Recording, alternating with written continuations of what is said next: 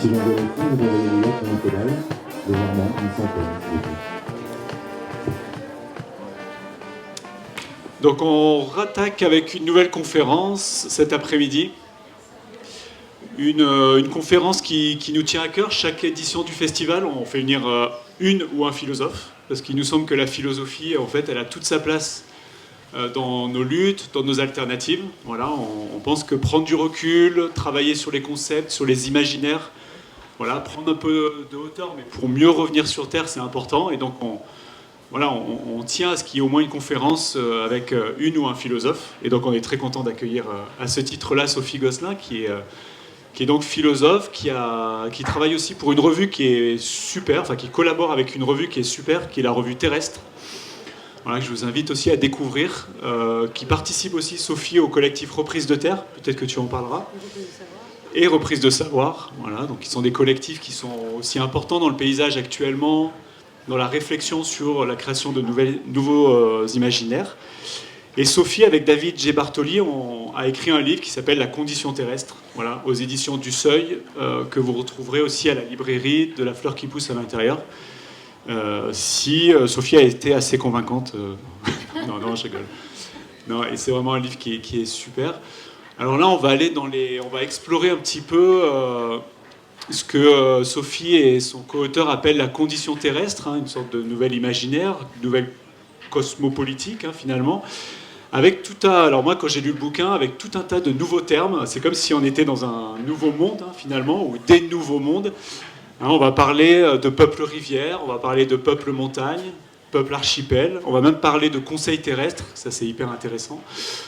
On va parler de temps terrestre, et en fait tout ça est pour faire face à la condition hors sol dans laquelle nous sommes aujourd'hui, la condition néolibérale, ou la condition moderne, pour le dire autrement. Et face à cette condition moderne qui en fait nous détache du sens de nos existences, nous détache de la terre, nous détache des sols, nous détache les uns des autres. La condition terrestre, elle est là aussi pour nous remettre les pieds sur terre et retravailler de nouvelles alliances avec le vivant, de nouvelles alliances avec les autres qu'humains, et aussi de nouvelles alliances entre humains. Donc c'est de ça que va nous parler Sophie aujourd'hui, de cette condition terrestre qu'ils ont explorée dans ce livre. Et voilà, je lui laisse la parole et je la remercie beaucoup d'être avec nous cet après-midi. Merci beaucoup Léo pour cette invitation dans ce festival où depuis que je suis arrivée, je prends beaucoup de plaisir à écouter et à participer à tous les débats qui ont lieu. Et je voudrais peut-être ouvrir ma présentation de ce livre donc, par le prologue, par un petit récit qu'on a écrit, qui est un dialogue imaginaire, mais qui met en scène en fait une situation vécue. Voilà. L'enfant dit « Loire aux Loires, pourquoi ne sont-elles pas revenues? Où sont-elles? Que font-elles » Loire répond « Elles ne reviendront pas cette année, ni les années prochaines. Peut-être ne reviendront-elles jamais plus. » L'enfant dit « Pourtant avant, elles revenaient. Tous les printemps, nous allions à leur rencontre, ma mère, mon père, mes amis, là sur tes berges. Au crépuscule, elles remontaient et tournoyaient dans tes ondulations, se confondant aux sinuosités marbrées de ta houle. Lorsque le vent tombait et que les oiseaux se rassemblaient, que les digues se vidaient et les maisons se fermaient, nous attendions en silence que s'éveillent à la surface de ton eau paisible les palpitations d'une danse invisible. Et lorsque, ferrées à notre ligne, elles surgissaient, telles des flammes argentées, de tes profondeurs obscures, s'enroulant autour de nos bras, jusqu'à l'étouffement, nous chantions aux Loires l'histoire de nos ancêtres et de tous ceux qui, avant nous, fêtaient leurs retrouvailles. Loire, ô Loire, pourquoi ne sont-elles pas revenues? Loire répond, parce qu'elles se meurent.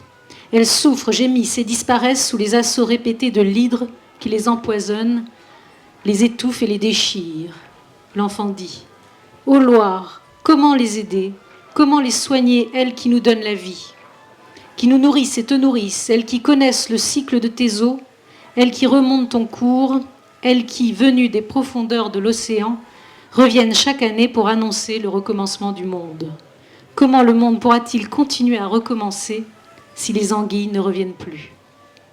Loire répond, pour que le monde recommence, pour que le jour renaisse, pour que le crépuscule murmure à nouveau et que les cycles reprennent leur cours, il te faudra lever mon peuple, le peuple de Loire et tous les peuples qui, comme le tien, chantent le retour des anguilles. Peuple des océans, peuple des montagnes, peuple des forêts, il te faudra soulever les peuples de la terre pour combattre et terrasser l'hydre qui les engloutit. Alors, je disais que ça partait d'une expérience vécue, parce que donc David, avec qui j'ai coécrit le livre, et moi habitons sur la Loire. Et David, quand il était jeune, il pêchait l'anguille. Et depuis, nous avons appris que dans les 20 dernières années, presque toutes les anguilles avaient disparu, étaient en voie d'extinction sur la Loire. Donc là, tout à coup, il y a une espèce de prise de conscience qu'il y a la fin, comme s'il y avait on assistait à la fin d'un monde. Parce que derrière la pêche, c'est aussi tout un ensemble de relations sociales, de pratiques. C'est toute une mémoire ancestrale. Il faut savoir que les anguilles, on parle de comment le monde va-t-il recommencer si les anguilles ne reviennent plus. Les anguilles, elles datent de l'époque de la Pangée. Et en fait, quand la Pangée s'est défaite en continent, les anguilles ont accompagné en fait la dérive des continents. Et c'est ce qui explique en fait les migrations annuelles des anguilles. Donc véritablement, les anguilles sont là depuis le début. Donc elles ont accompagné l'histoire de la Terre. Et donc la disparition des anguilles, elle est indicatrice de quelque chose, de la destruction d'un monde. Alors cette destruction, c'est celle dont on commence vraiment à sentir de plus en plus les effets. Donc ici, les anguilles, c'est un des témoins de toutes ces disparitions auxquelles on assiste à l'échelle planétaire. Et d'ailleurs, ce dont témoignait récemment un des rapports du GIEC, je cite la synthèse du rapport du GIEC, donc, qui est sorti le 20 mars 2023, et qui est présenté par le secrétaire général de l'ONU comme un guide de survie pour l'humanité. Donc là, on se dit, ah oui, on est vraiment à un point de rupture, à un point de non-retour. Et donc tout l'enjeu de ce livre, c'est aussi d'essayer de répondre, comme beaucoup d'autres, à ce point de non-retour.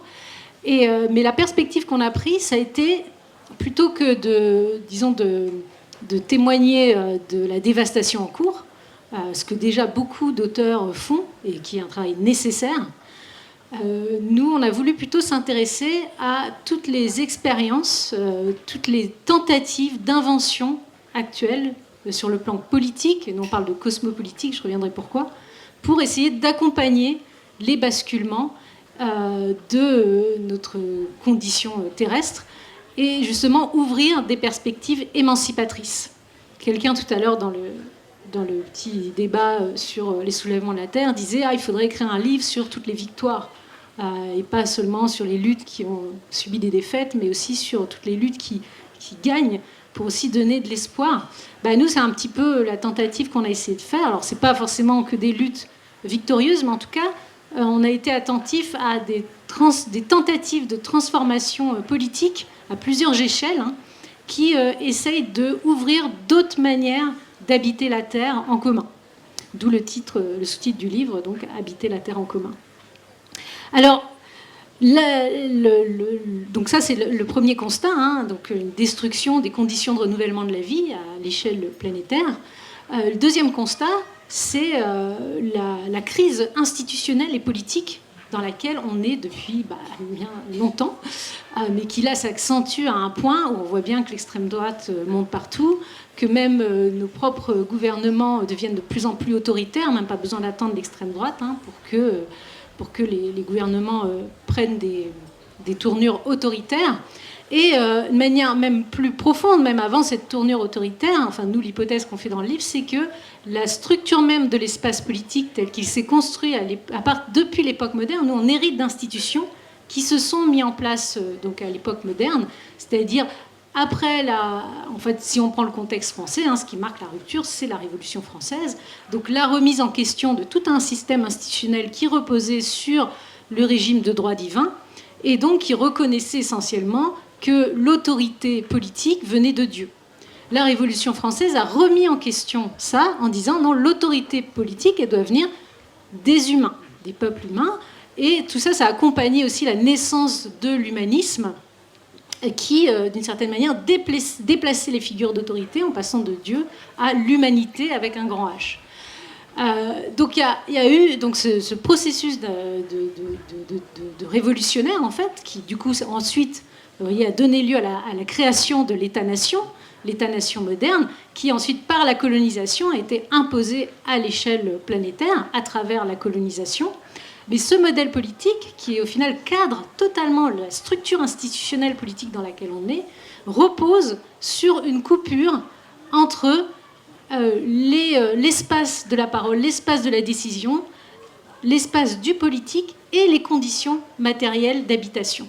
Alors souvent, on rappelle que le capitalisme, la condition de possibilité d'installation du capitalisme, ça a été la destruction des communs, ça a été la destruction des coutumes, c'est-à-dire toute autre manière d'habiter la Terre pour créer des espaces, pour en fait réduire la Terre à une ressource exploitable, livrant les corps à l'économie. Et ça, pour ça, il a fallu que l'État s'installe. C'est bien l'État, en fait, qui s'est approprié les terres pour pouvoir, justement, livrer les corps à l'économie.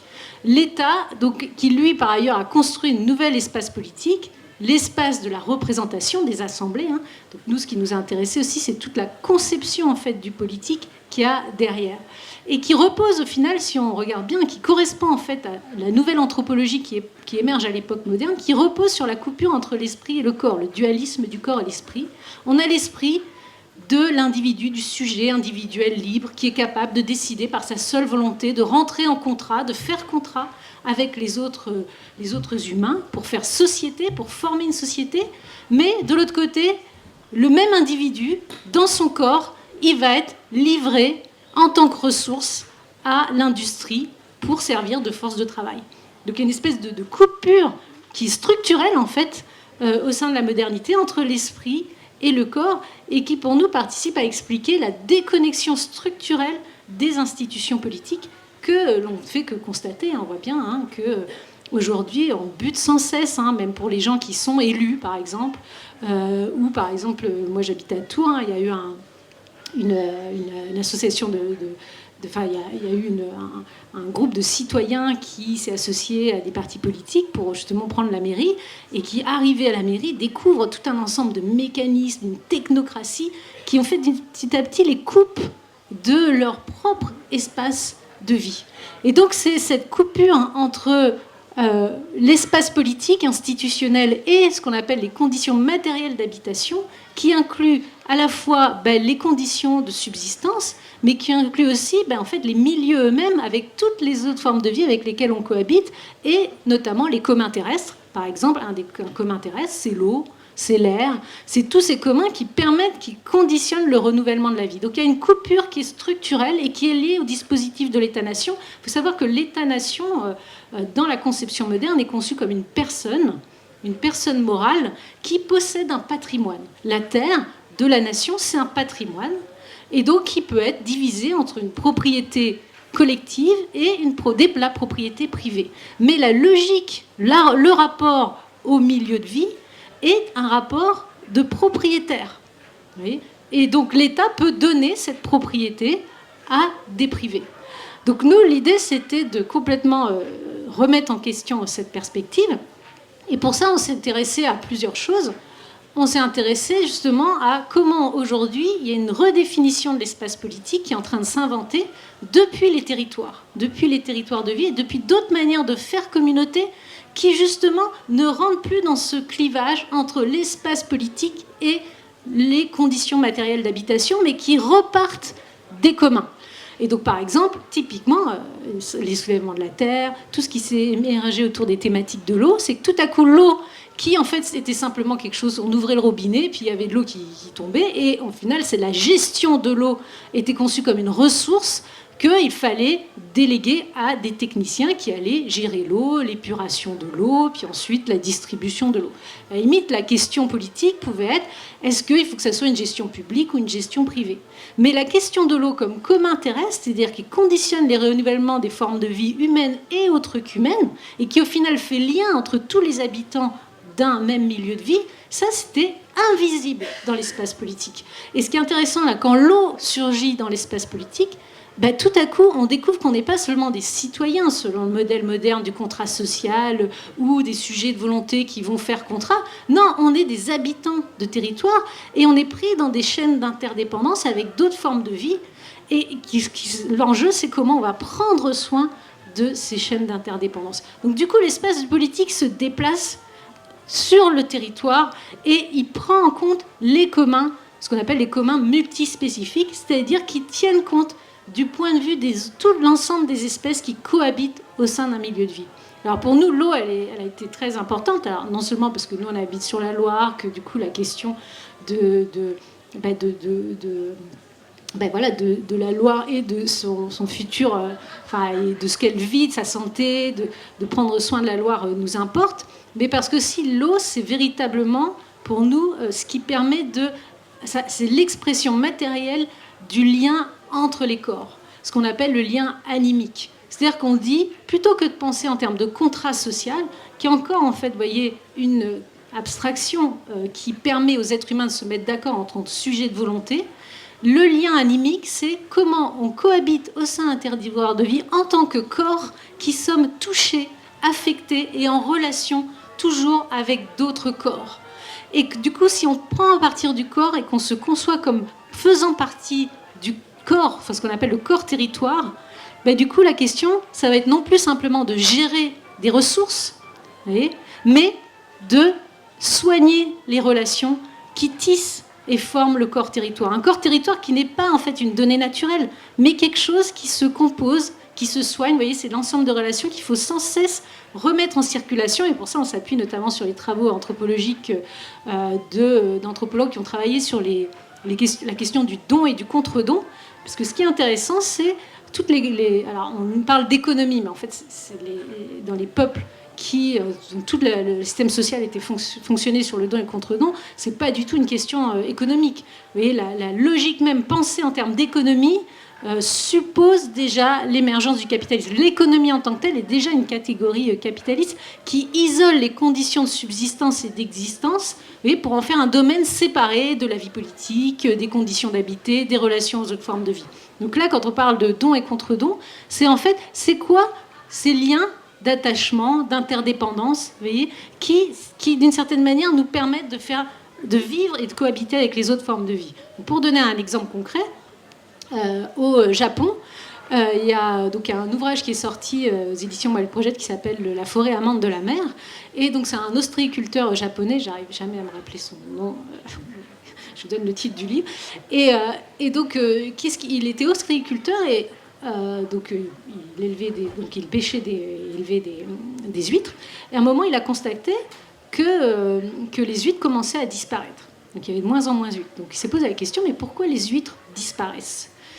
Et donc là, ils ont fait tout un travail, notamment avec de recherches scientifiques, et même d'aller chercher dans les savoirs traditionnels, parce que lui, sa famille, c'était des ostréiculteurs depuis des générations, d'aller chercher dans les savoirs traditionnels comment était pratiquée la récolte des huîtres antérieurement, etc.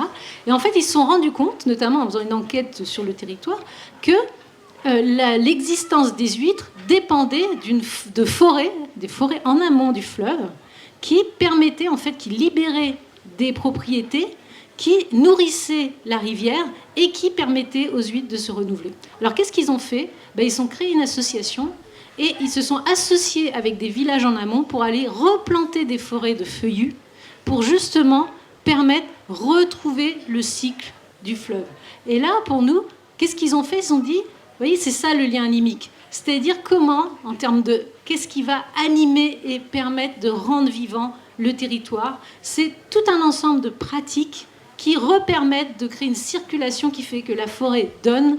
Et vous voyez, il y a des dons et des contre-dons qui se font à plusieurs échelles, qui incluent les humains et les autres qu'humains. Donc là, on a une autre manière de penser la géographie et le territoire. Alors ça, du coup, c'est pour ça qu'on s'est beaucoup intéressé aux luttes territoriales et comment il y a une reterritorialisation du politique depuis la question des communs terrestres. Et une réincorporation du politique, où la question politique n'est plus simplement une question idéologique, c'est bien une question de comment je cohabite avec d'autres êtres. Et donc la question, c'est plus comment, par exemple, moi qui suis aussi au conseil scientifique du bassin Loire-Bretagne, je vois bien que la manière d'aborder qu'à l'État, quand l'État Vous voyez, quand le dispositif épistémologique de l'État, la manière de penser l'eau, l'État commence à penser comment on va traiter la question de l'eau, de la pénurie de l'eau. Ça, c'est toujours une question de gestion de la ressource. Comment on va partager la ressource entre différents usagers. Moi, je disais, oui, mais il n'y a pas les usagers, en fait. Selon si on développe de la permaculture, on n'est pas pris dans les mêmes chaînes d'interdépendance à l'échelle d'un territoire que si on fait de l'agro-industrie, qu'on produit du maïs qui va aller à l'autre bout de la planète pour nourrir des élevages qui vont ensuite ramener de la viande en barquette sur le territoire français. Donc la question, c'est pas simplement diviser, voyez, voir les usages humains et quels impacts ils ont sur le milieu, c'est dire quelles sont les chaînes d'interdépendance à l'échelle d'un territoire qui lui permettent de se renouveler et qui prennent soin, en fait, des interdépendances. Sachant que des fois, ces interdépendances, elles peuvent aussi être conflictuelles. Donc comment on fait pour repenser l'espace politique depuis le territoire et non plus simplement en se fixant sur des positions idéologiques a priori, mais plutôt en repartant des relations qui permettent de tramer la maille du territoire. D'où cette idée un des concepts qu'on a inventé, c'est de penser l'espace politique non plus comme espace de la citoyenneté, de l'assemblée dans lesquelles se réunissent des individus humains, mais un espace qu'on appelle agonistique, c'est-à-dire qui mettent en scène des conflits entre différentes manières d'habiter le territoire. Et par exemple, ce qui s'est passé sur la ZAD nous semble vraiment exemplaire de ça. C'est-à-dire que la question, c'est plus simplement des positions idéologiques, c'est comment il y a bien des manières de faire monde et d'habiter qui rentrent en confrontation. Donc comment on fait pour repenser, vous voyez, reterritorialiser l'espace politique. Donc ça a été un des actes. Donc dans le livre, en fait, il est organisé en 6 chapitres, et chaque chapitre part d'une situation. Et on essaie de démêler dans la situation à la fois les contradictions, les conflits, et en même temps de voir qu'est-ce qui a pointé de nouveau, qui indique un basculement possible dans la manière de faire politique. Alors une des choses qui nous a aussi intéressés, ça a été de suivre tout ce qui s'est passé autour des droits de la nature. Alors je ne sais pas si vous avez entendu parler du mouvement des droits de la nature. Alors, pour donner quelques exemples de ce qui est appelé droit de la nature, un des exemples qui pour nous a intéressés, parce qu'en fait c'est un mouvement qui a émergé à la conjonction, on pourrait dire, de tout un courant de pensée qui vient de l'éthique environnementale et qui consiste à dire justement qu'il faut reconnaître la valeur intrinsèque des différentes formes de vie, mais aussi des communautés terrestres, et aussi qui est à la rencontre de ça et des luttes autochtones. Donc lutte autochtone, et notamment un des mouvements qui nous a beaucoup intéressés, c'est ce qui s'est passé sur le fleuve Wanganui en Nouvelle-Zélande, où il y a eu la lutte portée par les Maoris, donc un des peuples Maoris de Nouvelle-Zélande, qui habitent donc sur le fleuve Wanganui et qui donc luttent depuis un siècle. Ils ont été dépossédés de leurs terres par l'État, par la couronne anglaise.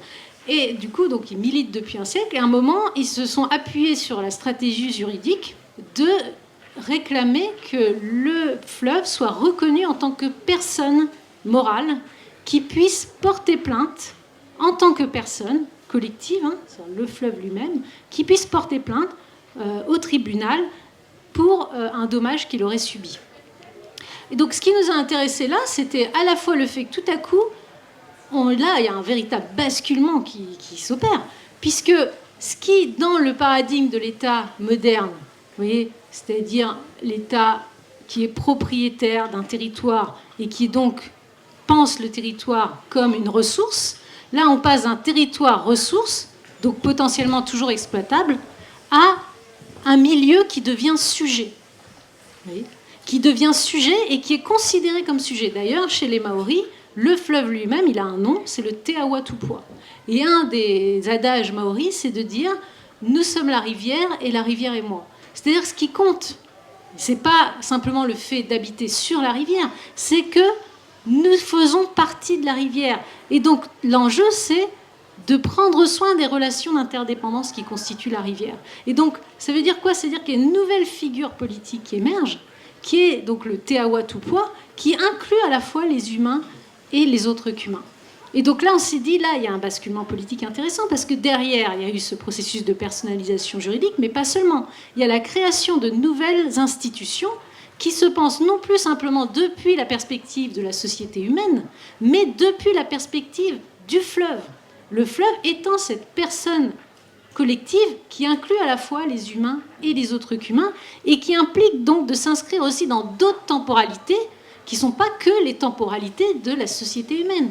Une des impasses sur lesquelles on est confronté aujourd'hui, c'est bien ça. C'est le fait que le temps du politique est totalement déconnecté des temps, ce qu'on appelle les temps terrestres. C'est-à-dire les temps du renouvellement de tous les cycles de vie.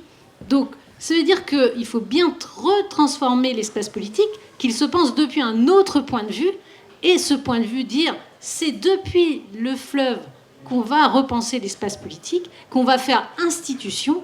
Ça veut dire qu'on va s'inscrire dans d'autres temporalités, et donc là, par exemple, des temporalités très longues, c'est-à-dire qui permettent de renouveler le cycle des eaux. Donc c'est un petit peu d'où cette idée, donc tu parlais de peuple rivière, c'est-à-dire de dire, en fait, dans le paradigme moderne, c'est le peuple, vous voyez, c'est une unité politique qui a été construite, hein, et donc ce qui a été construit, c'est le peuple national. Sachant que la nation, c'est le corps de la nation, c'est le corps qui va être mis au travail, justement, dans les usines, dans le capitalisme.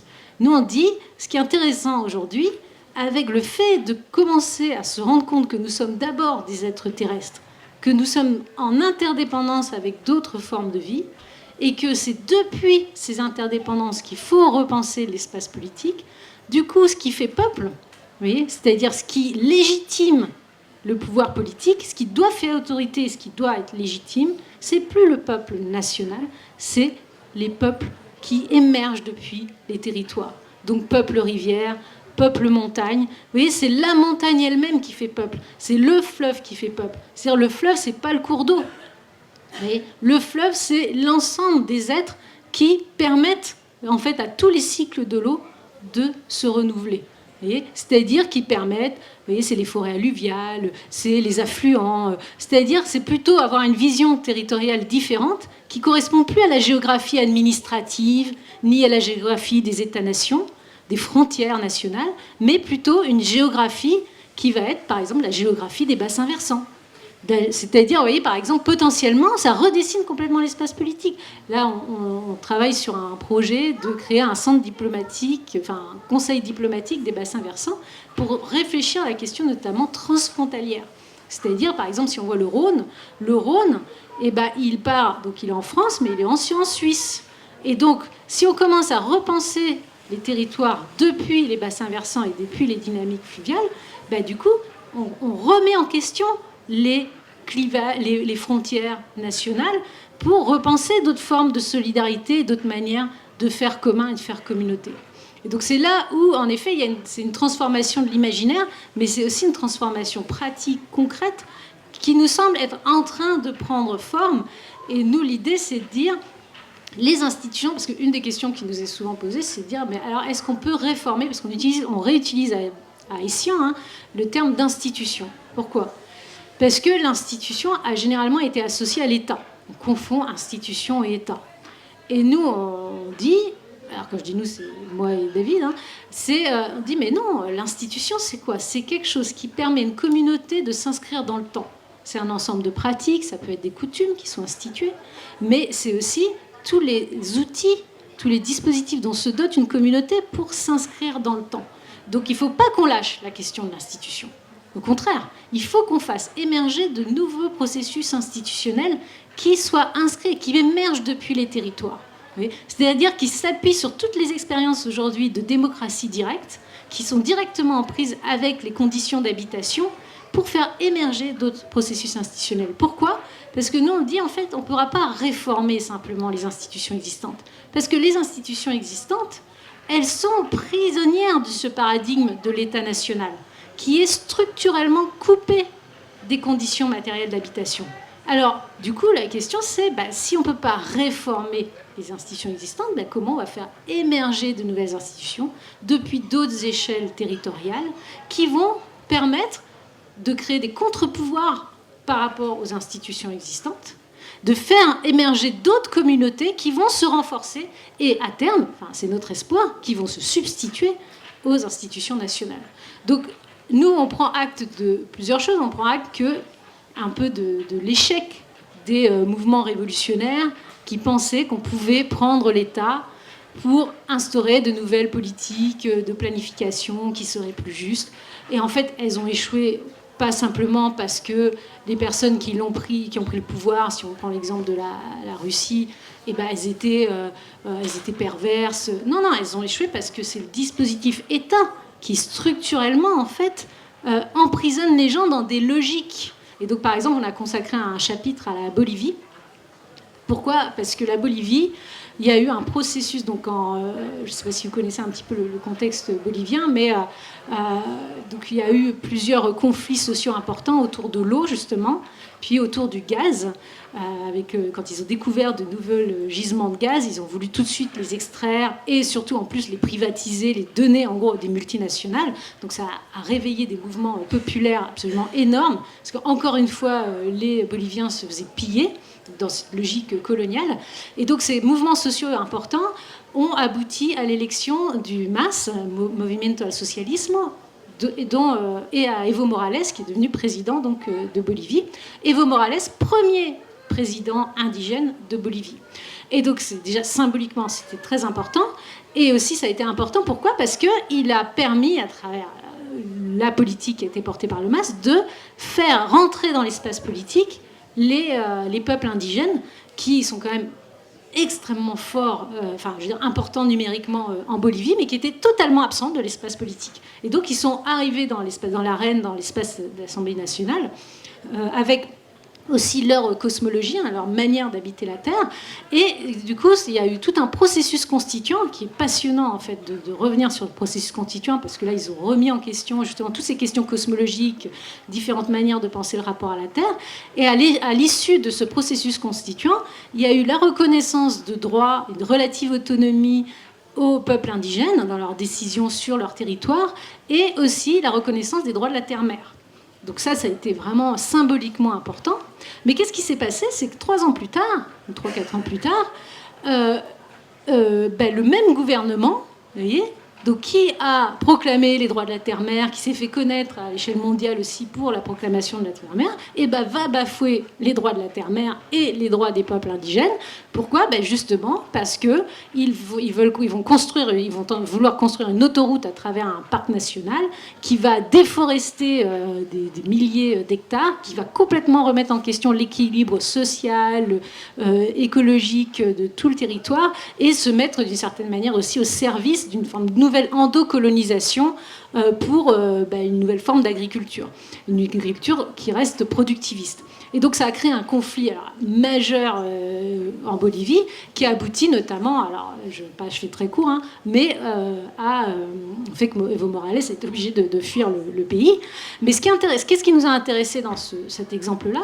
C'est le fait que là, on a véritablement un parti on pourrait dire de gauche, vous voyez, qui défend une politique sociale, qui défend les droits de la terre-mère, mais qui, prisonnier du dispositif étatique, qu'est-ce que ça, vous voyez, se retrouve à faire exactement les mêmes erreurs, à remettre en œuvre la même logique extractiviste. Pourquoi ? Parce que quand on se situe à l'échelle de l'État national, on est pris dans la compétition des États nationaux.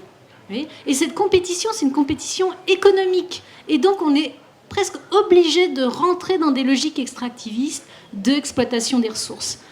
Donc c'est là qu'on dit qu'à un moment, le dispositif de l'État national, qu'on appelle aussi l'État capital, structurellement, en fait, il nous emprisonne. Et donc on ne peut pas réformer comme pouvait tenter le faire Movimiento al Socialismo, par la tête, donc dire on va faire de l'entrisme dans les institutions et les transformer de l'intérieur.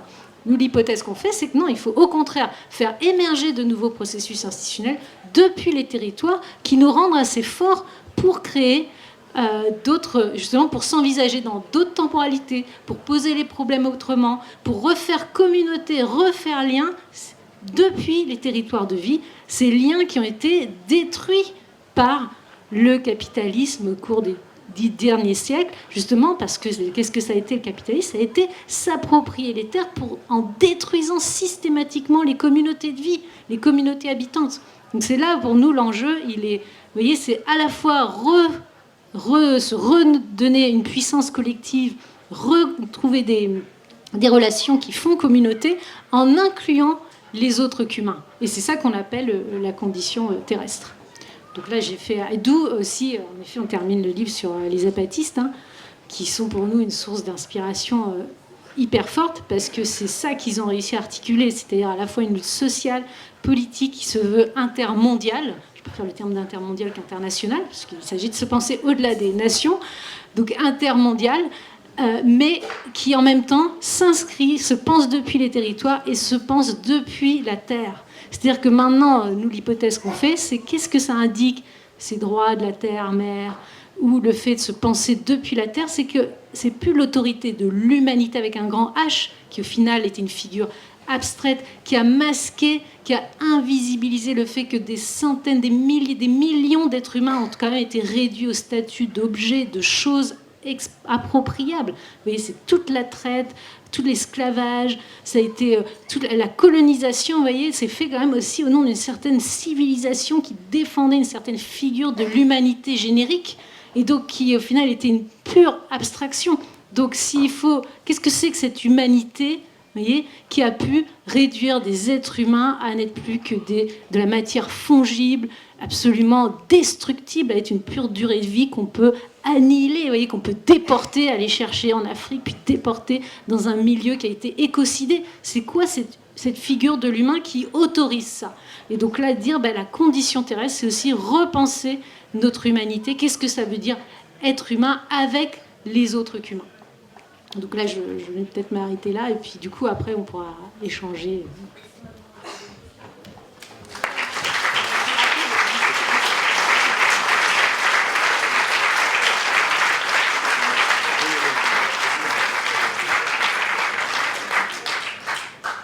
Waouh, je sais pas vous, mais moi ça m'a fait du bien. Ouais, vraiment beaucoup de bien. C'est extraordinaire cette pensée-là, cette ouverture, cet imaginaire. Moi j'aurais une première question à te poser, et puis ensuite je passerai la parole évidemment à tous ceux qui veulent commenter ou poser des questions. Tu as fini sur les apatistes qu'on a eu la chance de recevoir ici.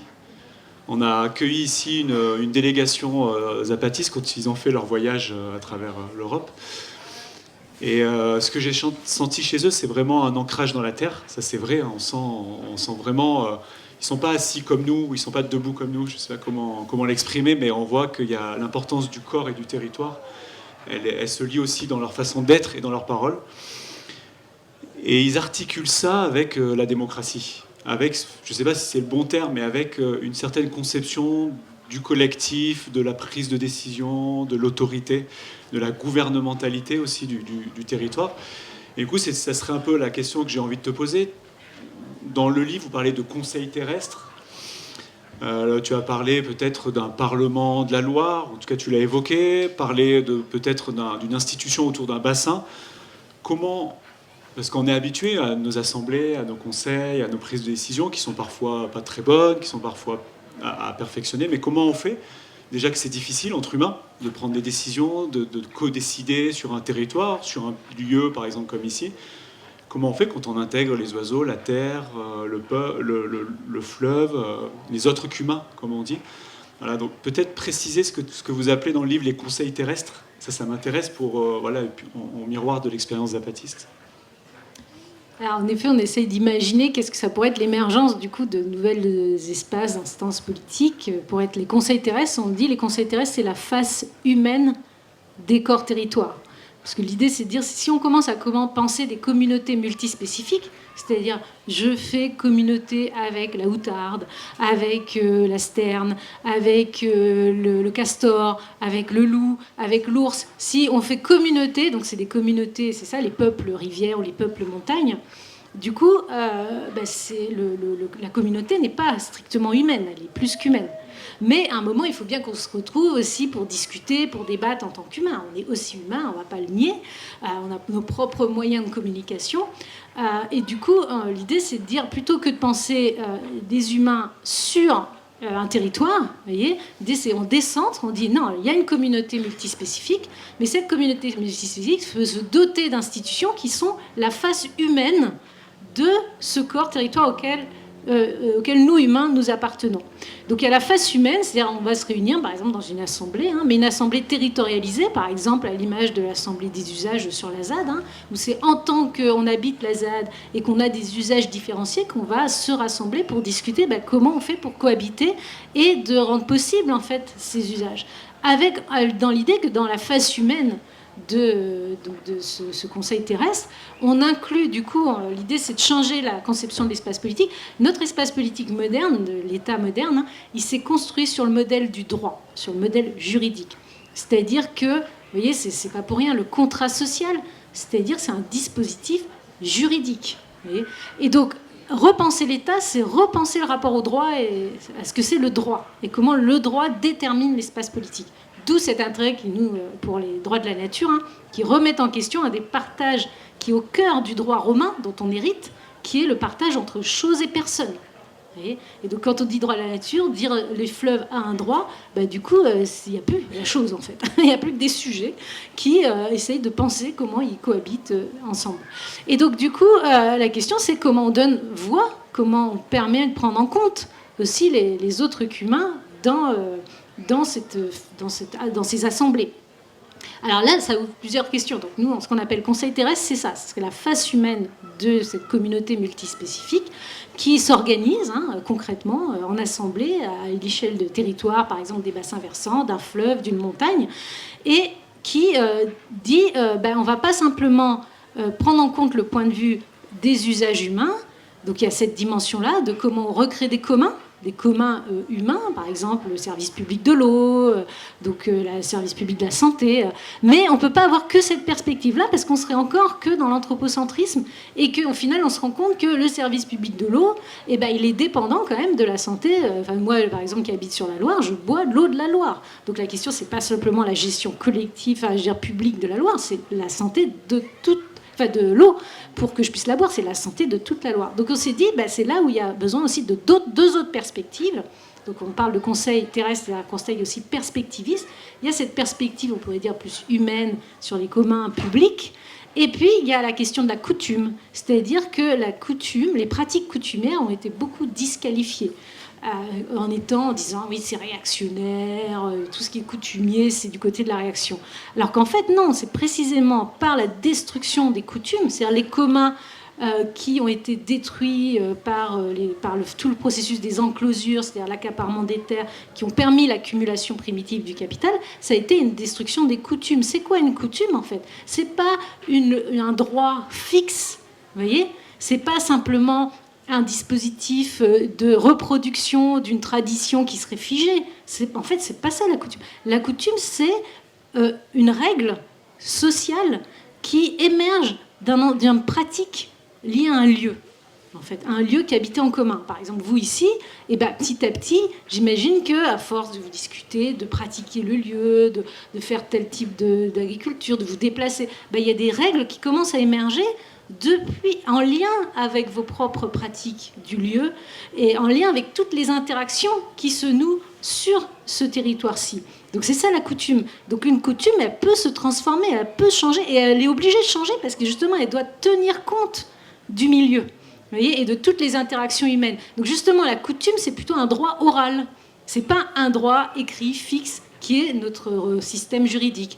Donc ça permet d'introduire un autre rapport au droit, qui est notamment pratiqué par les peuples autochtones. C'est-à-dire des droits coutumiers, c'est-à-dire des droits oraux qui, en fait, qui vont beaucoup plus en conjonction avec une forme démocratique, parce ça peut être remis en question. En fonction, je ne sais pas, s'il y a un désastre, je sais pas, il y a une inondation, des trucs comme ça, on peut réadapter la coutume. Là où on voit bien, nous, on est obligé de passer des années pour des fois un micro-truc juridique et qui, au final, va avoir très peu d'effet parce que c'est déconnecté du lieu où on habite.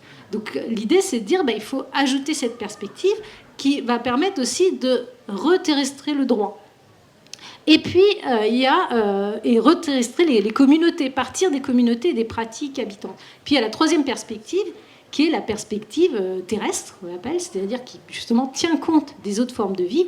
Et donc par exemple, ça veut dire quoi? Ça veut dire que souvent on se dit, en fait il y a deux options. Par exemple, nous on a été dans les Pyrénées.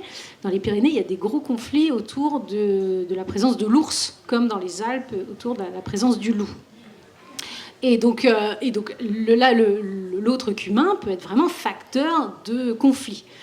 Mais on pourrait le voir autrement, on se dire, bah, tiens, et si on commence à dire, bah, tiens, dans l'Assemblée, on essaye, on donne voix aux autres qu'humains. C'est-à-dire, on dit, bah, le loup, le castor, etc., la loutre, l'outarde, en fait, on peut les convoquer sur une question collective. Donc, par exemple, sur la question d'un commun qui est l'eau. On va convoquer, justement, les autres qu'humains pour essayer de prendre en compte leur perspective. Alors, leur perspective, c'est quoi? C'est pas mettre un représentant qui va dire, bah, loutre, moi, je pense ceci parce qu'en tant que loutre. Non, c'est pas ça. C'est dire, en fait, par exemple, c'est intéressant, le prendre en compte le point de vue du loup, c'est dire, mais comment, lui, il habite le territoire? Comment il le travaille? Et du coup, comment on peut apprendre à cohabiter? Et donc, commencer à se dire, bah, peut-être qu'il y a des zones qu'il ne faut pas qu'on occupe. Et peut-être qu'il y a des périodes qu'il faut qu'on arrête. On arrête de faire certaines pratiques. Vous voyez, donc ça veut dire que ça nous oblige, nous, à réimpenser nos formes d'habitation en tenant compte du point de vue des autres formes de vie. Et surtout aussi en légitimant leur existence. Moi, quand je rencontre des gens qui me disent, mais le loup, non, il tue mes bêtes et donc je ne veux pas qu'il existe. Mais je dis, mais d'où on peut s'autoriser de dire qu'il y a des êtres vivants qui n'ont pas le droit d'exister? Mais qui on est pour s'autoriser ça? Moi, l'idée qu'on puisse décider comme ça, nous, par notre seule volonté, parce qu'on serait plus fort aujourd'hui, d'exterminer une espèce, mais je trouve ça terrifiant. Vraiment, ça me terrifie. Pour moi, c'est de l'extermination. Et pour moi, c'est absolument illégitime. Par contre, de prendre en compte qu'en effet, le loup, il va l'attaquer et que ça fait mal, ça, oui. Donc, la question, c'est comment on négocie justement les territoires. Comment on fait pour penser les cohabitations? Et c'est là où nous, on pense cet espace politique qu'on appelle l'agone. C'est-à-dire, comment on fait pour composer en tenant compte des autres formes de vie. Ou par exemple, le castor est très intéressant. Aujourd'hui, donc, on parle de la question de l'eau, mais le castor, en fait, il est un réhydrateur. Alors, il permet une réhydratation des milieux qui est incroyable. C'est-à-dire que par ces petits barrages qu'il crée, en fait, il va permettre de réhydrater les sols, parce qu'en fait, vous voyez, il recrée des zones humides, en fait, à lui tout seul. Donc la question, c'est plutôt comment, par exemple, si je suis agriculteur, plutôt que de voir un castor comme quelqu'un qui prend de la place sur mon territoire parce qu'il crée toute une zone où ma terre est inondée, je vais me dire, non, mais en fait, sur le long terme, c'est-à-dire si on se projette sur des temporalités longues, en fait, le castor, il travaille avec moi pour la régénération de ce corps territoire. Et ça, et alors on va me dire, enfin, c'est un argument, oui, mais alors ceux qui servent à rien ou qui font que chier, par exemple les moustiques, vous voyez, qu'est-ce qu'on en fait? Moi je pense qu'il faut aussi prendre en compte de comment, parce que ça, en fait, ça nous questionne sur nos formes d'habiter. Concrètement, en tant que corps, comment on se positionne dans l'espace. Par exemple, sur les ours, en fait, ils sont aussi, vous voyez, les animaux aussi se déplacent en fonction des zones qu'on laisse ou qu'on laisse pas. Vous voyez, donc il y a des formes de cohabitation à trouver. Vous voyez, et on ne peut pas simplement dire, ça c'est à nous, et puis maintenant, hop, on va barricader, mettre des frontières et tuer tout ce qui va venir. Même si des fois, il peut y avoir conflit. Vous voyez, donc voilà, c'est un petit peu comme ça que l'idée de penser des conseils terrestres, mais du coup, ça suppose que les conseils soient situés, parce que ça part de l'habité, et que c'est bien la question de l'habité qu'il faut repenser. Merci beaucoup pour cette réponse. Oui, on va commencer les questions, parce que j'en aurai d'autres, sinon il ne faut pas que je monopolise. Alors, je vais me placer plutôt sur un plan bourguignon, enfin, qui n'est peut-être pas d'ailleurs exclusivement bourguignon, mais nous, on a quelques problèmes avec les sangliers. Comment faire cohabiter sympathiquement avec les sangliers? Ça, c'est une question difficile pour nous. Alors, je ne sais pas si vous avez une réponse possible à ça. Mais si quelqu'un en a une, c'est bien. Dans mon coin aussi, je suis en pleine campagne, on a beaucoup de sangliers. Le problème essentiel, c'est qu'ils sont agrenés par les chasseurs. Et donc là, ils tiennent compte que de leur intérêt personnel, à savoir pouvoir tuer beaucoup de sangliers, qui ne consomment pas d'ailleurs, pour la plupart du temps. Et ça, on le sait, une des lois de la nature, c'est tant qu'il y a de la nourriture, on peut faire plein de petits. Et donc, plus il y a de grains, plus les laits font de petits. D'autant qu'en plus, la race des sangliers a quand même été bien perturbée par les croisements avec les cochons sangliers ou les sanglochons, selon l'endroit où on est. Et qu'avant, une mère sanglier, elle faisait une portée par an d'environ 6 petits, je crois. Enfin, je ne suis pas entièrement affirmative, mais c'était un peu ça. Et maintenant, il y a des laits qui sont plutôt comme des truies et qui font beaucoup plus de petits. Moi, j'ai vu dans les bois 10-12 petits.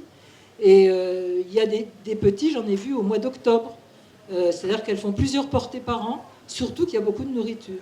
Donc je pense que justement, on est en plein dans ce que disait Madame, c'est savoir comment on occupe le territoire, comment les non-humains l'occupent, et pour quelles raisons ils l'occupent de cette manière-là ou d'une autre, de même que nous, pour quelles raisons on l'occupe de cette manière-là ou d'une autre. Et en fait, la réponse pour les sangliers, elle est au niveau des humains qui font n'importe quoi une fois de plus.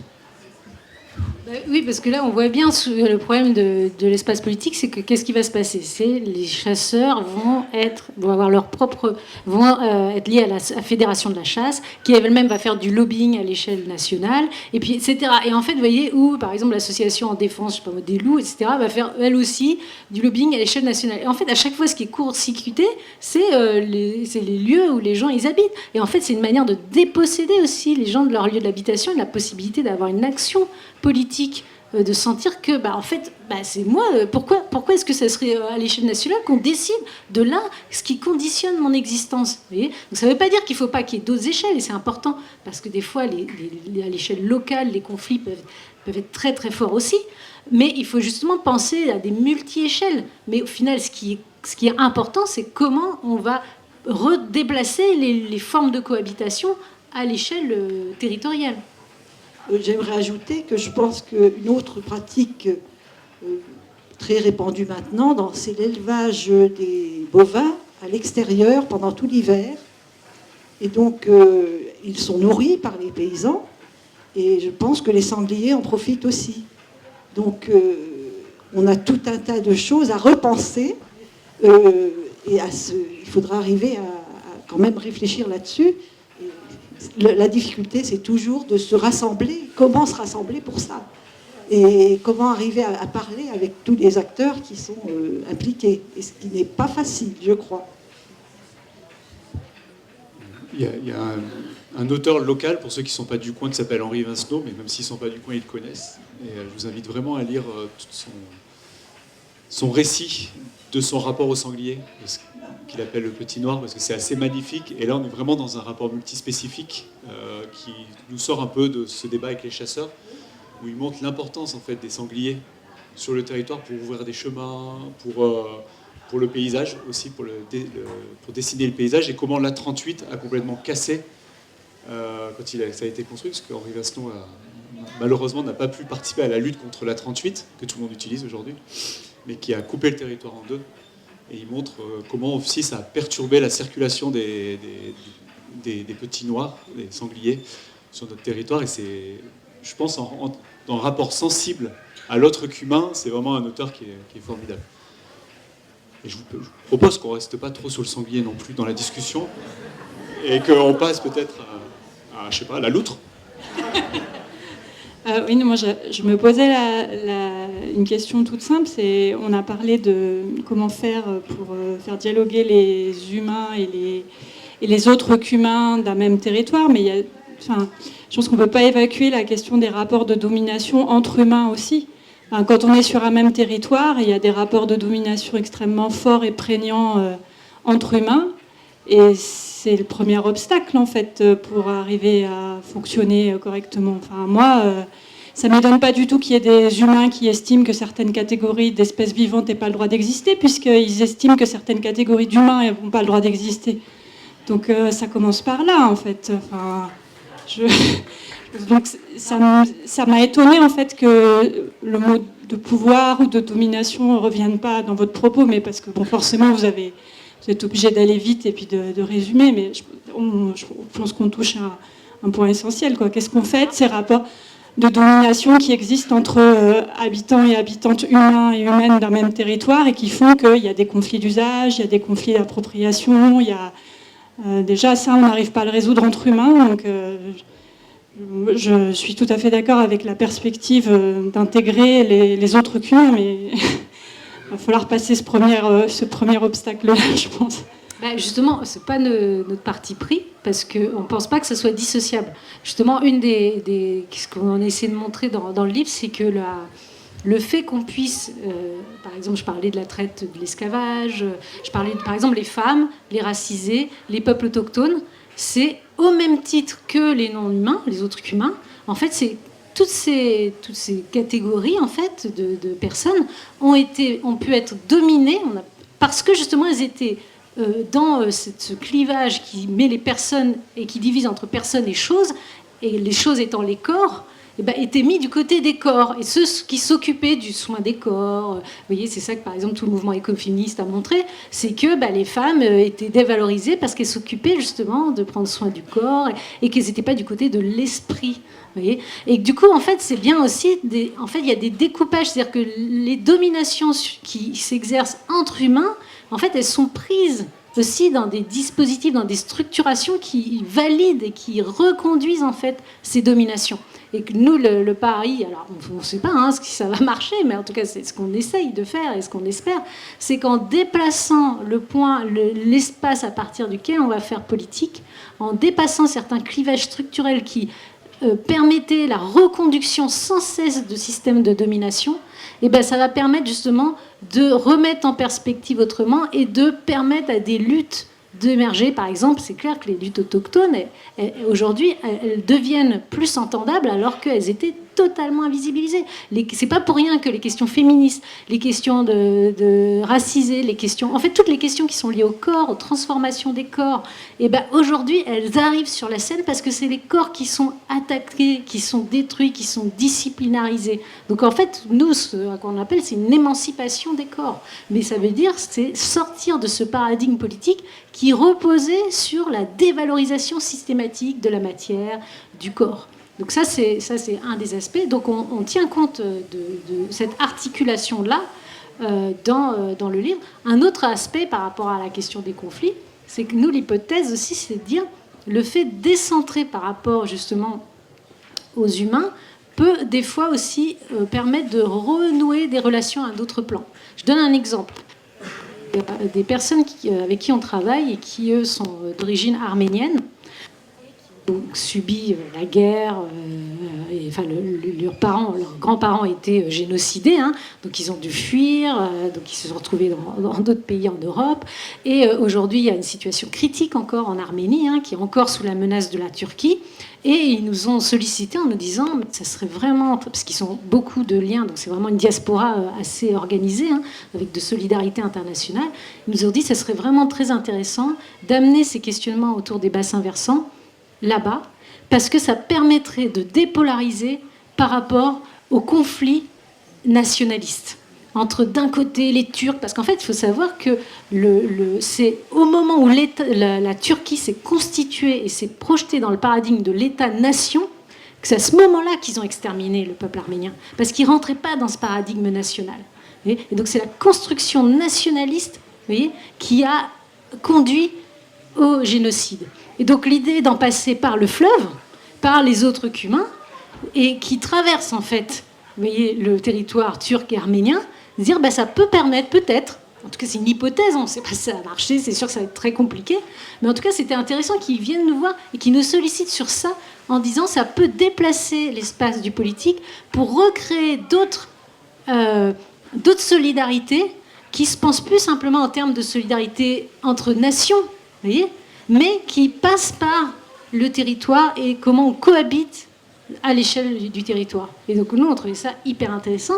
Et pourquoi nous, le fleuve aussi, et les fleuves, l'eau, de manière plus générale, nous intéresse, c'est parce que justement, ça territorialise sans figer des identités. C'est-à-dire que ce n'est pas le sol au sens identitaire. Hein. L'eau, c'est précisément ce qui circule. L'eau, c'est toutes les migrations, en fait. C'est les poissons qui migrent, qui viennent de l'autre bout de la planète. Donc ça veut dire que c'est penser aussi le corps et le corps collectif d'une autre manière, comme justement quelque chose qui est pris, qui accueille, qui est hospitalier, en fait, à ce qui arrive, mais qui implique de trouver une manière de composer avec là où on habite. Donc ça ne répond pas directement. Mais...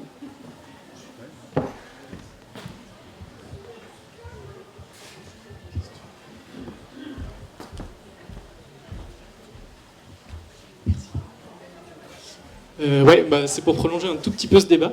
À la fois, je suis assez d'accord que dans ton propos, tu as mentionné la colonisation, le fait de passer par les communautés. La coutume, c'est beaucoup de trucs qui montrent que l'approche décoloniale, elle est là. Mais je rejoins quand même un peu le propos de la dame, parce qu'il y a quand même quelque chose, quand on établit des théories de comment on les formule et qu'est-ce qu'on visibilise et qu'est-ce qu'on invisibilise. Et je trouve que, comme tu le dis, les deux vont de pair, en fait. Le lien à la nature, entre guillemets, au monde qui nous entoure, et le lien au social, les deux marchent ensemble et se résoudront ensemble. Et je pense par exemple que la question de l'eau, pour aller parler en banlieue sur le truc, ça peut être un truc matériel hyper bien pour montrer toutes les inégalités sociales justement, etc. Par contre, je pense que, moi personnellement, je vais pas dans les quartiers nord de ma ville en disant il faut faire le peuple de l'eau ou le peuple de la montagne. En fait, je pense qu'il y a un truc, il faut faire attention à des vocables qui peuvent vachement bien marcher quand on est entre écolos, encore une fois blancs, etc., privilégiés. Et quand on sort de ces sphères-là pour parler à d'autres gens et qui sont la majorité de la population. Et en fait, il y a un moment où il va falloir faire cet effort de parler autrement à ces gens-là. Et en fait, si on repart sur les théories écolo, justement, on enlève la rupture culture-nature, par exemple, et ce genre de choses, j'ai envie de retourner ce truc et de dire, dans ce cas-là, si on parle de peuple de la montagne, peuple de l'eau, pourquoi pas parler du peuple du béton et de la banlieue aussi, quoi, qui fait qu'on montre aussi des choses qui... Pour l'instant, on est tout aussi éloigné. Pour moi, j'ai l'impression qu'on est tout aussi déconnecté des cycles de l'eau que du quotidien de la meuf qui est maghrébine et qui est femme de ménage sur 4 endroits dans sa même journée, etc. Et que les deux sont des urgences absolues aujourd'hui et qu'on ne résoudra pas l'une sans l'autre.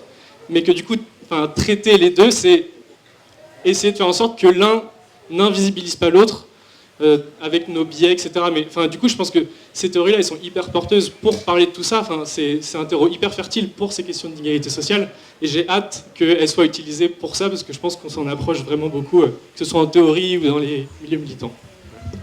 Alors, je rebondis juste sur le peuple du béton. Je ne pense pas qu'il y ait de peuple du béton possible, parce que le béton suppose l'annihilation de toute forme de peuple.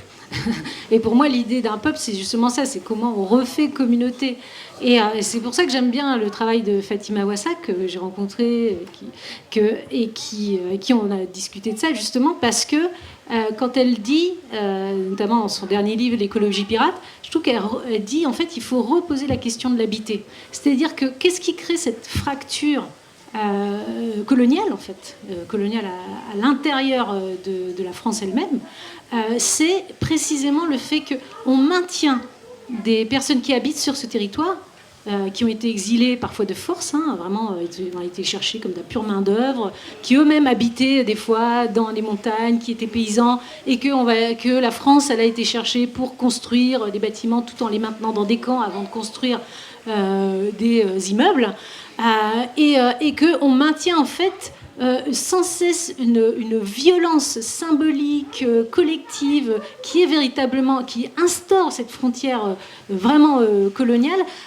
en disant, mais en fait, vous n'êtes pas vraiment d'ici, vous n'habitez pas, vous n'êtes pas légitime à habiter ici, vous êtes des descendants d'immigrés, Et donc, elle a dit, non, mais en fait, il faut renverser, il faut dire, mais si, on habite ici. Donc, qu'est-ce que ça veut dire à partir du moment où si on commence à se penser comme habitant, du coup, ça veut dire recommencer à peut-être essayer de faire tomber cette frontière, en fait, qui sans cesse isole pour dire non, on n'est pas légitime pour être ici. Et je trouve que là, elle indique une voie, je trouve, politiquement vraiment intéressante, et sur laquelle, nous, par exemple, moi, je fais partie de l'Université populaire pour la Terre, à Tours. Et justement, on travaille notamment dans les quartiers, on s'implique aussi sur des dynamiques comme la sécurité sociale de l'alimentation. Donc on est pris dans différentes dynamiques.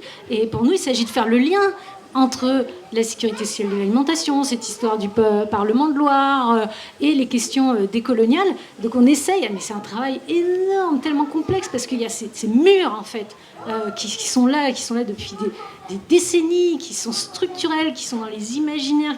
C'est une violence répétée. Enfin, je vois bien le quartier dans lequel notamment on intervient. C'est ça, mais la police en fait, on voit bien la frontière invisible, elle est matérialisée par la présence des voitures policières. C'est-à-dire qu'il y a vraiment une délimitation aussi physique du quartier. Et donc nous, on a été voir justement les jardins, en fait, qui avaient commencé. Donc il y a les habitants qui vont aller au bas de la tour pour faire des petits jardins pour les habitants. Et là, c'est intéressant, parce que là, tu te dis, ça crée des choses. Nous, on était particulièrement sur un jardin où il y avait en même temps des enfants qui avaient été, quand ils étaient petits, dans ce jardin, pour le petit potager, hein, et qui après pouvaient se retrouver à dealer, mais il y avait une espèce de cohabitation de monde très étrange, mais qui en même temps respectait le potager, parce que quand ils étaient petits, ils y allaient et qu'ils en avaient bénéficié.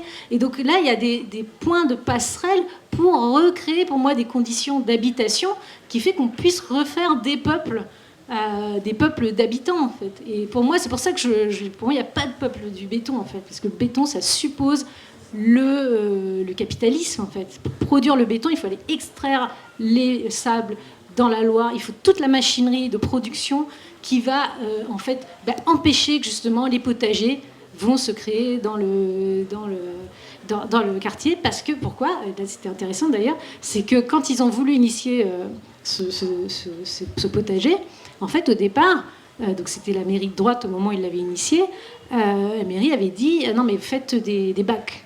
Parce qu'ils ne voulaient pas que ça soit fixe. Ils ne voulaient pas que ça soit dans la terre. Alors déjà, ça indiquait quelque chose quand même, déjà. Vous ne pouvez pas investir la terre.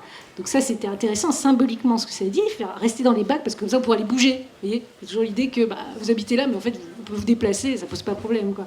Et aussi, pourquoi? Parce que sans doute, la terre est archi polluée. Et qu'ils ne veulent surtout pas mettre le nez là-dedans. Donc il y a aussi toutes ces questions-là derrière la question de l'habiter. Voilà, qui en fait à chaque fois va soulever, dès qu'on pose en termes d'habiter, c'est là la terre là, tiens, est-ce qu'elle est polluée? Alors du coup, là on voit aussi toutes les inégalités sociales qui apparaissent, mais parce qu'on parle du territoire, on parle de la question de l'habitation.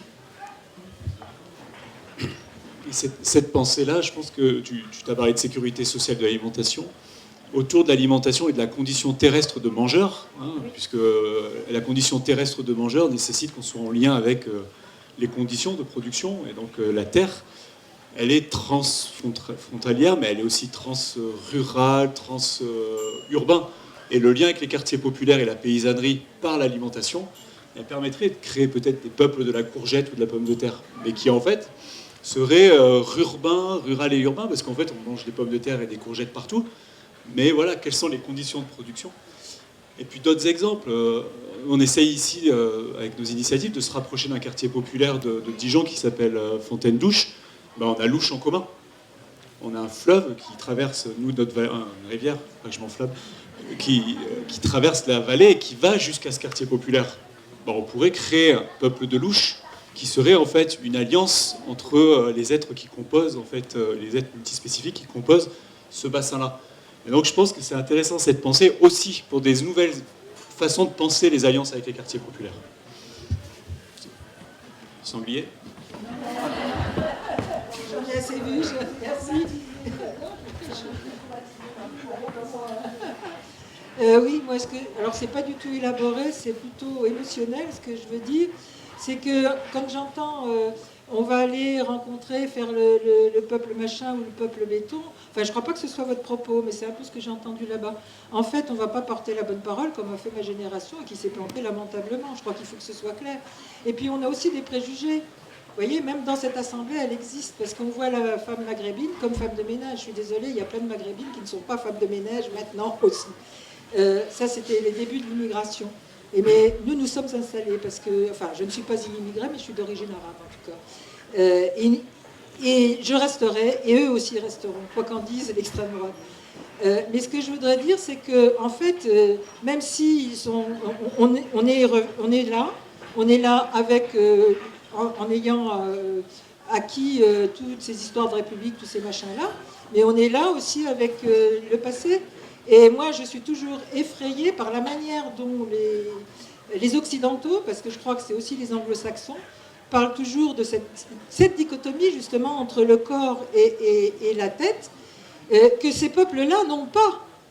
Et je pense que en les rencontrant, si on les rencontrait plus, on se rendrait compte que leur corps est toujours très vivant, même quand il est abîmé par l'usine. Parce qu'allez à un mariage du maghrébin, puis vous verrez comment les femmes se déhanchent et les mecs dansent. Alors peut-être que ça fait un petit moment que je n'y suis pas allée, c'est peut-être en train de changer, mais il y a encore une vingtaine d'années, c'était encore le cas. Et même si c'est un peu moins, parce qu'on est peut-être à la 4e des générations, ça a quand même laissé des traces. Alors rencontrons-les et abandonnons nos préjugés. Et je pense qu'au niveau du corps, la plupart des peuples qui arrivent de l'Afrique et de l'Asie, ils se situent certainement autrement que les Occidentaux. Voilà, c'était ce que je voulais dire. Juste par rapport à cette idée de... Enfin, nous, le livre, il n'y a pas de mot d'ordre, en fait. C'est pour ça qu'on est parti de situations. Et donc, on essaye de dégager depuis des situations comment potentiellement ces situations de conflit, en fait, vont, parce qu'elles inventent, elles indiquent des choses qui peuvent parler ailleurs. Et donc, par exemple, quand on a écrit cette histoire de peuple rivière, donc s'appuyer à la fois sur le Wanganawi, sur la lutte des Maoris, sur le Wanganawi, et en fait, avec nous aussi, sur le fait que sur la Loire, on est impliqué un petit peu dans toutes ces histoires autour du Parlement de Loire. Et donc, quand on a écrit peuple de l'eau, peuple rivière, enfin, c'était pas un mot d'ordre, c'était voilà ce qu'on a le sentiment qui est en train d'émerger. Puis 6 mois plus tard, voilà, il y a toute cette histoire avec les méga bassines, etc. Et on voit des tags peuple de l'eau. Et du coup, on se dit tiens, ça rentre en conjonction. Mais pour nous, il ne s'agit pas du tout de produire des mots d'ordre. Il s'agit plutôt de tirer des leçons politiques qui soient émancipatrices par rapport à des situations où des gens aujourd'hui tentent d'inventer des choses là où ils sont, avec toutes les contradictions. Je parlais de la Bolivie. Franchement, j'étais passionnée par ce travail sur la Bolivie, parce que c'est tellement compliqué ce qu'ils ont essayé de faire à l'échelle de l'État. Vous voyez, c'est tellement monstrueux. Donc même si, bien sûr, ils ont trahi les valeurs de la terre-mère, etc., quand même, je dis, waouh, ils ont quand même tenté un truc avec ce processus constitutionnel qui est absolument incroyable, quoi. Donc bien sûr, ça rencontre aussi des difficultés, des échecs qui sont à la hauteur aussi de l'échelle, à l'échelle d'un État, mais ça pointe en tout cas des tentatives d'invention, et nous, c'est ça qui nous a intéressés dans le livre. Peut-être une dernière question. Alors merci déjà, parce que ça éveille plein de choses, de questionnements, tout ça, donc je voulais vous remercier. Je vais essayer de ne pas me mélanger, parce que je suis un peu stressée de parler devant tout le monde. Mais la question que je me posais, c'est vraiment, est-ce que la condition humaine, telle qu'on l'a connue depuis que l'homme existe, c'est-à-dire entre les croyances, je veux dire, en gros, ma question, c'est, une fois j'ai eu un débat là-dessus avec un ami qui me disait que de toute façon c'était un combat qui était en vain, qui était perdu d'avance, parce que la condition de l'homme était telle qu'à un moment donné on cherchait toujours le mieux pour nous en tant qu'individus. Et est-ce qu'on peut vraiment justement intégrer la nature animale telle qu'elle est, comme l'ours, le loup, à une nature humaine? Est-ce que vraiment c'est pas... J'essaye de répondre à ces questions dans ma tête, ça se bouscule, mais est-ce qu'il y a vraiment une réponse? Est-ce qu'il y a vraiment une solution? Est-ce que c'est faisable? Est-ce que, par exemple, vous parliez du loup, voilà, c'est vraiment révoltant de se dire qu'il y a des gens qui... l'extinction d'une espèce, ça leur pose pas de problème, mais en même temps, je comprends aussi, parce que moi je viens d'un milieu agricole, voilà, j'ai souvent ce débat avec mes parents, etc. Mais en même temps, c'est ce que vous disiez, cette chaîne d'interdépendance, il y en a plein, et il y en a juste d'autres qui sont plus prédominantes. Et voilà, la question initiale, c'était est-ce que vraiment la nature de l'homme, est-ce que c'est possible de l'intégrer à toute cette idée que vous parlez Alors nous, on parle pas on parle de pour nous, la condition terrestre, elle vient mettre en crise la condition de l'homme moderne. C'est pas la condition humaine. Il y a bien une condition humaine, mais une condition humaine, c'est pas la nature humaine. Nature humaine, il y aurait l'idée, par exemple, c'est un discours qu'on entend aujourd'hui, notamment tout le récit de l'Anthropocène. Un des problèmes que ça pose, c'est c'est l'humanité qui a fait le mal. Et donc, ça veut dire quoi derrière? Ça veut dire quoi? Ça veut dire, alors si l'humanité disparaît, tant mieux à la limite. Vous voyez, mais comme si c'était l'humanité qui en elle-même était mauvaise. Alors que non, en fait, qu'est-ce que ça veut dire être humain? En fait, il n'y a pas de réponse à ça. Et selon les peuples, selon l'histoire, la condition humaine n'est pas pensée de la même manière. Nous, c'est ça qui nous intéresse, notamment chez beaucoup de peuples autochtones, c'est qu'ils ne pensent pas du tout l'humain et la condition humaine de la même manière que dans la tradition occidentale. Mais même dans la tradition occidentale, je veux dire, l'humain de la modernité, c'est pas le même que celui de l'Antiquité ou du Moyen-Âge. C'est toute autre manière de penser l'humain, c'est-à-dire la manière dont il s'inscrit en relation avec d'autres formes de vie, et dont le partage corps-esprit, par exemple. C'est-à-dire que l'humain moderne, c'est le sujet de conscience d'un côté, et puis le corps matière, ressources. C'est ça l'homme moderne. Vous voyez, mais c'est l'homme en fait. En plus, c'est une vision patriarcale de la condition humaine. Donc c'est pas ça pour moi. La condition humaine, c'est pas ça. C'est pour ça que dans le livre, déjà, on questionne, on dit, en fait, il faut repenser depuis la condition terrestre. Ça veut pas dire se nier en tant qu'humain. Ça veut dire pas nier. Oui, moi, à un moment, il faut bien que je vais devoir pêcher des poissons pour pouvoir subvenir à mes besoins. Donc si prendre soin de la Loire, ça veut pas dire que je renonce à manger du poisson, à pêcher le poisson. Mais ça veut dire qu'à un moment, je vais pêcher le poisson, mais sur un autre aspect de moi-même, si par exemple je vois tous les anguilles disparaître, il y a une partie de moi qui est touchée. Vous voyez, et là, c'est pas la partie moi qui est strictement humaine, c'est-à-dire qui veut subvenir à ses besoins en tant qu'humain.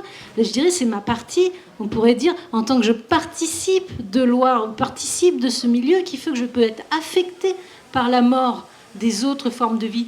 De la même manière qu'on peut être affecté par le fait que des êtres humains, en fait, on peut avoir de l'empathie pour d'autres êtres humains et du fait qu'ils souffrent, on peut aussi avoir de l'empathie, en fait, pour que des autres espèces disparaissent. Ça peut nous faire mal. Ça veut dire qu'en nous, il y a bien quelque chose de cette condition-là terrestre. Et puis, à une autre échelle, c'est que moi-même, pour exister, je dépends de l'eau. Et l'eau, c'est la terre. Vous voyez, c'est tous les cycles de la Terre. Donc, qu'est-ce que ça veut dire être humain là-dedans? Vous voyez, ça veut dire que nous, l'idée, c'est de penser la communauté en tenant compte de ces différentes perspectives. C'est qu'il y a un moment, ma perspective, on pourrait dire plus anthropocentrée, liée au fait que maintenant, là, au tenté, il faut que je mange. Mais d'un autre point de vue, je suis aussi animal, je suis aussi terrestre, et qu'il faut tenir compte de ça dans ma condition humaine. Et qu'est-ce qui fait que nous sommes sensibles à ça, alors que la plupart des gens ne le sont pas? Ça, c'est le capitalisme, c'est-à-dire c'est des infrastructures qui nous coupent quotidiennement de conditions d'habitation. En fait, c'est quoi? Tout le système est fait pour créer. En fait, tout a été construit pour qu'il y ait des dépendances artificielles. On va au supermarché, donc on peut, c'est-à-dire ne jamais savoir où les légumes en fait ils ont poussé. Donc tout est construit pour qu'on soit décroché de nos corps. Vous voyez? Pour qu'on soit plus, vous voyez, on pourrait imaginer, vous voyez, c'était ça un peu avec le Covid, ce qu'il y avait de terrifiant, on pourrait imaginer une société, on soit derrière de nos écrans, à commander sur Amazon tout. Donc ça veut dire qu'on est réduit à de purs esprits, nos corps sont annihilés. Vous voyez? Donc c'est ça qui est complètement fou, c'est-à-dire qu'il y a quelque chose qui est... c'est toutes ces infrastructures, et c'est ça qui est important, de repartir des territoires, des conditions d'habitation, des pratiques agricoles, les questions de l'alimentation, parce qu'on repart de où est-ce que ça pousse, jusqu'à, vous voyez, l'eau qu'il faut pour que ça pousse, jusqu'à qui le mange, etc. Et donc on revoit tous les cycles, et du coup, l'idée c'est de remettre en question, de démanteler ces infrastructures qui nous coupent des conditions matérielles d'habitation. Et je pense que pourquoi est-ce qu'il y a une prise de conscience qui émerge dans les contextes occidentaux, c'est que la sécheresse, par exemple, tout à coup, en fait, ce qui nous permet de vivre, on est atteint dans nos corps. On est vraiment directement attaqué. Et du coup, là, ça crée quelque chose comme une forme de prise de conscience sensible du fait que, oui, mais en fait, je dépends de la Loire. Là, si demain, il n'y a plus de l'eau, je ne peux plus boire, c'est clair. C'est-à-dire que si la centrale nucléaire elle continue à provoquer l'évaporation de l'eau, il va falloir choisir un moment entre boire et faire de l'électricité. Vous voyez? Mais du coup, ça, Ça, on ne le voit pas parce que la centrale, elle est loin, elle est cachée. Moi, j'ouvre mon robinet ou j'allume la lumière. En fait, toutes les infrastructures rendent invisibles ces chaînes d'interdépendance, de dépendance qui ont été construites artificiellement par toutes ces logiques d'extraction. Et donc, c'est ça qu'il faut remettre en question et se resensibiliser aux autres formes de vie. C'est déjà commencer à remettre en question ces infrastructures. Merci beaucoup. Il y a un truc qu'on ne va pas pouvoir remettre en question, c'est le programme du festival. Je suis désolé, mais malgré toutes les tentatives de débordement, je ne pourrais pas aller plus loin. Merci beaucoup, Sophie. Je pense qu'on peut encore t'applaudir.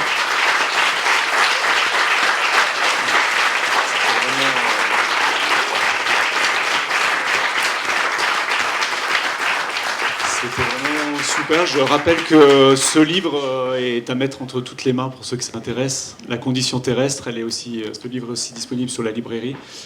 Voilà, on va poursuivre les discussions demain, parce que l'intervention de Pierre Bitoun sur le sacrifice des paysans va beaucoup parler de la condition paysanne comme une condition terrestre. Donc on va poursuivre ces questions-là. Aussi avec Bénédicte Bonzi sur la sécurité sociale de l'alimentation. Donc voilà, toutes ces questions vont être prolongées demain. Pour le moment, il y a une pause et dans une demi-heure, peut-être un peu plus, on va avoir un beau spectacle de danse, d'acrobatie et de théâtre. Donc on va libérer le chapiteau pour qu'il se prépare. Merci beaucoup à tous. Merci beaucoup.